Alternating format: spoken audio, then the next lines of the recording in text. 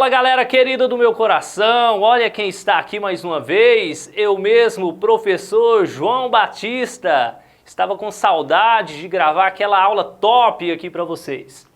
Galera, estou aqui por um motivo muito importante, que é para falar desse assunto referente ao 7º ano, conjunto dos números inteiros.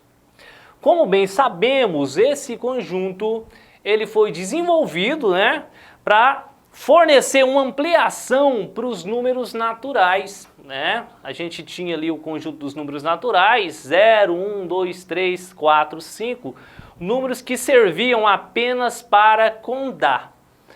Beleza? E como no dia a dia nós trabalhamos com números negativos, é extremamente importante essa ampliação, Nós temos os números naturais aqui do 0 em diante, e os simétricos, dos números naturais, que é a parte negativa. Então, basicamente, aqui o nosso conjunto é constituído de números positivos e negativos, visto que no dia a dia, há a existência de tantos números positivos quanto os negativos. Como, por exemplo, para registrar temperaturas acima de 0, abaixo de 0. E também nas transações financeiras, eu vou dizer assim, para registrar dívidas, saldo devedor, e também créditos, débitos, dentre outros. Galera, aqui é a disposição dos números no conjunto, repetindo, do 0 à direita nós temos os naturais, à esquerda os simétricos desses números naturais. E aqui a disposição dos números inteiros na reta numérica. Aqui a localização do 0, à direita do 0 os inteiros positivos, à esquerda do 0 os inteiros negativos. Lembrando que o 0 aqui, ele não é nenhum número positivo nem negativo. Isso é importante ressaltar. Galera, no conjunto dos números inteiros, nós vamos trabalhar aqui a ideia de antecessor e sucessor, módulo ou valor absoluto, números simétricos ou opostos e a comparação e ordenação dos números inteiros. Primeiro, antecessor e sucessor. Como que eu vou definir isso? Eu vou dizer o seguinte, vamos pensar aqui no numeral 2. O antecessor dele é sempre o elemento que vem logo à esquerda. E o sucessor, o elemento que vem logo à direita. Eu vou definir assim, antecessor e sucessor. Módulo ou valor absoluto. Módulo ou valor absoluto é a distância de um número inteiro até a origem na reta numérica. Então aqui, para entender módulo, é extremamente importante compreendermos o significado desse intervalinho aqui, de um número para o seguinte. Cada intervalo desse, nós vamos chamar de uma unidade. Eu vou escrever aqui, uma unidade. Uma unidade de medida de comprimento qualquer. E a partir dessa unidade, nós podemos medir, no caso aqui, a distância, contar a distância de um número até a origem. E isso vai ser o módulo. Exemplo, módulo de 4 é a distância do 4 até o 0. Então tem 1, 2, 3, 4 unidades. Módulo de menos 3 é a distância do menos 3 até a origem, que é o 0. Então, 1, 2, 3 unidades. E assim por diante.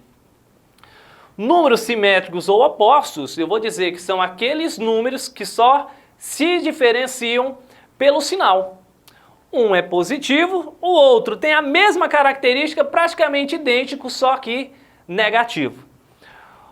E aqui nós temos o simétrico do 1, o menos 1, simétrico do 2, menos 2, simétrico do 3, menos 3 e assim por diante. Simétrico de menos 500, mais 500. E eu posso tratar aqui também de números simétricos ou opostos numa outra pegada. Eu posso dizer que dois números são simétricos ou opostos quando estes estão à mesma distância da origem. Ou seja, o 3 e o menos 3, eles são simétricos. Por quê? Porque ambos estão equidistantes da origem. Do 3 até o 0 são 1, 2, 3 unidades. Do menos 3 até o 0, 1, 2, 3 unidades também. Ou seja, números simétricos ou opostos possuem o mesmo valor absoluto, o mesmo módulo. Podemos trabalhar aqui também a comparação e a ordenação de números inteiros. Comparar os números inteiros é dizer se eles são iguais, se são diferentes, se um é maior, se um é menor que o outro. E ordenar é você colocar eles ou na ordem crescente ou na ordem decrescente. Deixei aqui dois exemplos, né, que nós vamos resolver juntos. Vamos lá? Primeiro, completar com sinais de maior que ou menor que. Na letra A, nós temos a comparação de dois números inteiros positivos. Isso aqui é bem fácil. Qual é maior, 38 ou 26? 38 é maior. E eu vou dizer que a boquinha do sinal, a boquinha do jacaré, ela sempre vai apontar para o maior. Ok? Comparação, na letra B, de um número negativo com um número positivo. O número positivo sempre é maior. Boquinha do jacaré apontada onde? Indo para o número maior. Na letra C, a comparação de dois números negativos. Aqui é importante eu salientar com vocês que quanto mais distante da origem, menor é o número negativo. Ok? Então você vai observar isso quando for comparar dois números negativos. Qual está mais perto da origem, qual está mais distante. O que está mais próximo é maior, o que está mais distante é menor. Então aqui, o que está mais próximo, menos 2. Então ele é maior que menos 16. A boquinha do jacaré indo para o maior. Exemplo 2. Completar obedecendo a indicação das setas. Aqui nós temos na letra A o número 3 e a primeira seta que é o sucessor do 3, ou seja, o elemento que vem logo à direita. Sucessor, 4. Antecessor do 3, a segunda setinha, o que vem logo à esquerda. 2. Simétrico. Esse número vai se diferenciar do seu simétrico apenas pelo sinal. Se esse aqui é positivo, simétrico tem a mesma característica, porém negativo. E o módulo, que é a distância de um número inteiro até a origem. E é válido ressaltar que a distância sempre é dada por um número positivo, ok? Então aqui, ó, módulo de 3, a distância do 3 até a origem, distância do 3 até o 0, 3 unidades, ok? Letra B, nós temos menos 6, queremos o sucessor. Quem vem logo à direita do menos 6? É o menos 5. Antecessor, quem vem logo à esquerda? Menos 7. Simétrico. Simétrico ou oposto? Simétrico de menos 6, mais 6 ou simplesmente 6. E o módulo de menos 6, a distância do menos 6 até a origem, são de 6 unidades.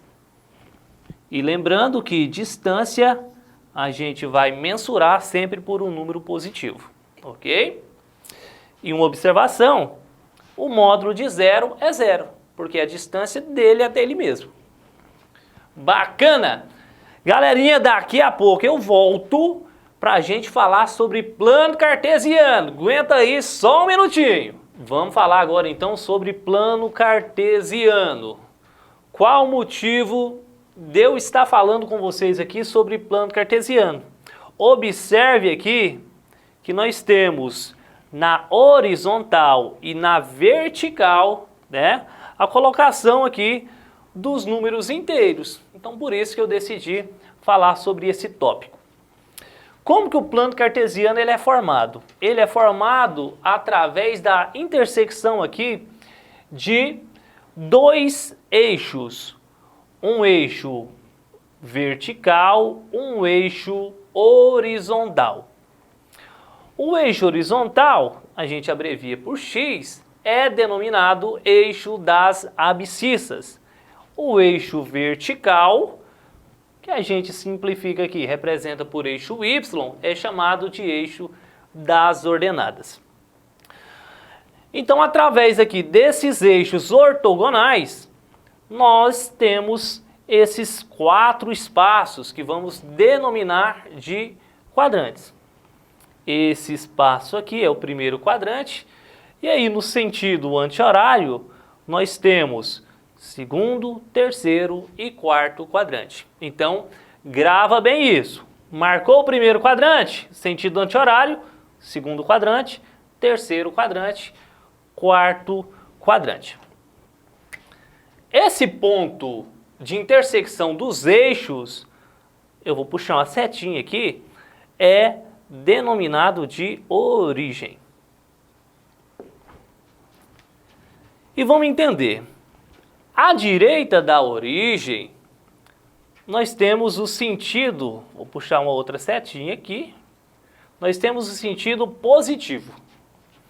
Para a esquerda da origem, vou puxar outra setinha aqui, nós temos o sentido negativo.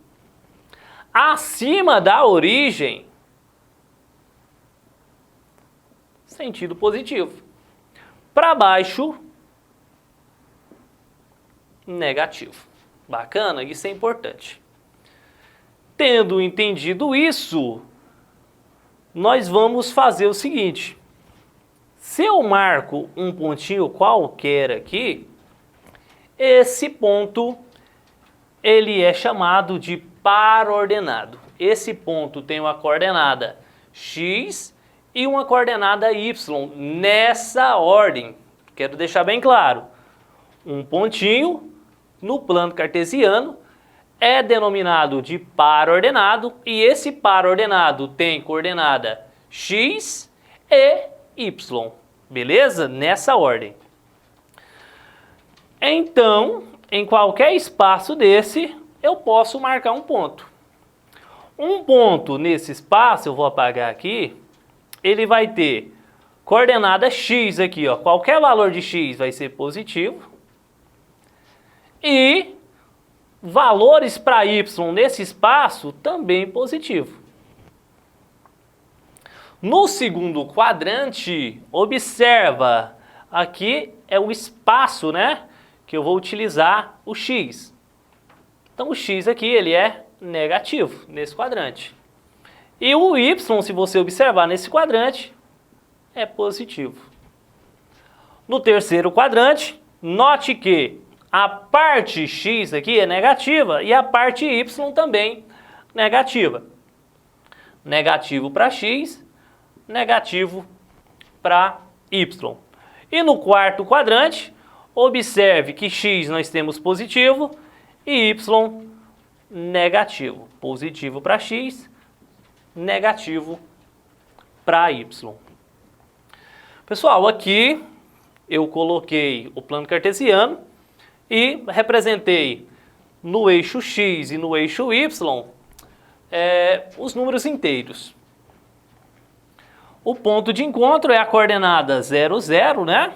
É o par ordenado 0, 0. E aí, galera, o seguinte. eu vou marcar um pontinho aqui. Vou chamar esse pontinho de P. Esse ponto P é um par ordenado. E se é ordenado, qual é a ordem? X e Y. Posição X aqui desse ponto, 2. Posição Y, 3. Então, bem tranquilo, só para você identificar que um ponto, ele é um par ordenado, com coordenada X primeiro e depois Y. Pessoal, eu coloquei aqui alguns pontos para a gente marcar nesse plano cartesiano. Bacana? Vamos marcar esses pontos e de qual maneira que eu vou orientar vocês? Parte sempre de X para Y. Coordenada X, coordenada Y.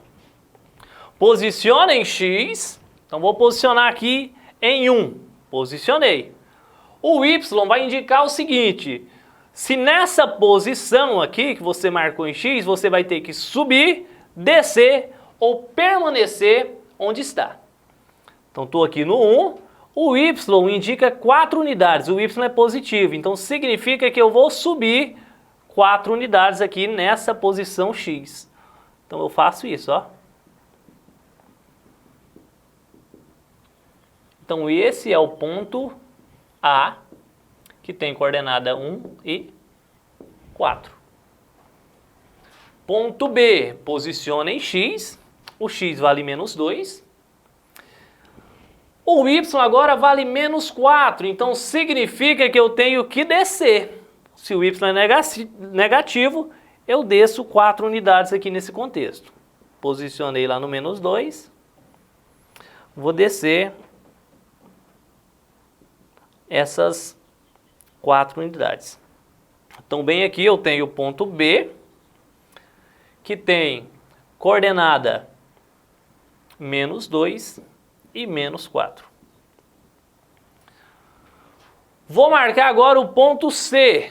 Posiciono em X, X é menos 3, o Y é 0. Então significa que eu não vou subir nem descer. Eu tenho que marcar o ponto exatamente onde eu posicionei ali o X.